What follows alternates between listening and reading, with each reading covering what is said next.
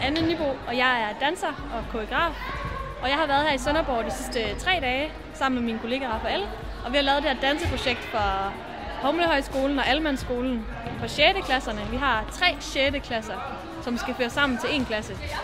Og det har vi valgt at gøre via sådan et danseprojekt, hvor vi får dem til at danse sammen og lave en lille forestilling sammen. Og det har været nogle virkelig intensive dage med meget sådan kaotisk stor sal, hvor vi mødtes den første dag og kastede alle mulige ting i hovedet af dem.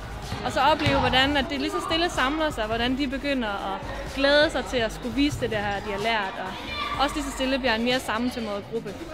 Så det har vi været glade for at få lov til.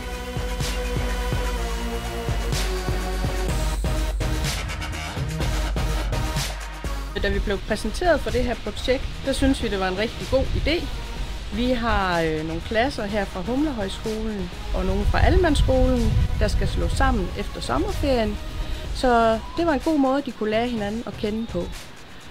Og så sådan et danseprojekt, der kan man sige, der møder de hinanden lidt mere på lige vilkår. Så når de starter efter sommerferien, så kender de hinanden, og de har allerede dannet nogle venskaber på tværs af klasserne.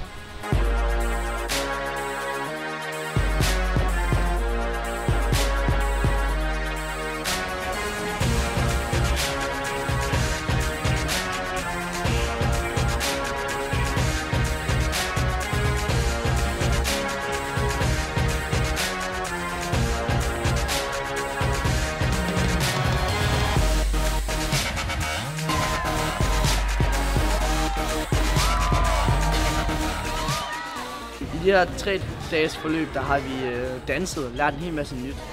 Fået bedre forhold med mange mennesker, som vi ikke plejer at have et godt forhold med. Hygget os rigtig meget, og generelt bare haft det sjovt. Jeg har lært forskellige ting og samarbejdet meget. Og sådan til, at vi kunne lave en forestilling til folk fra skolen. Og har det været fedt? Ja, meget.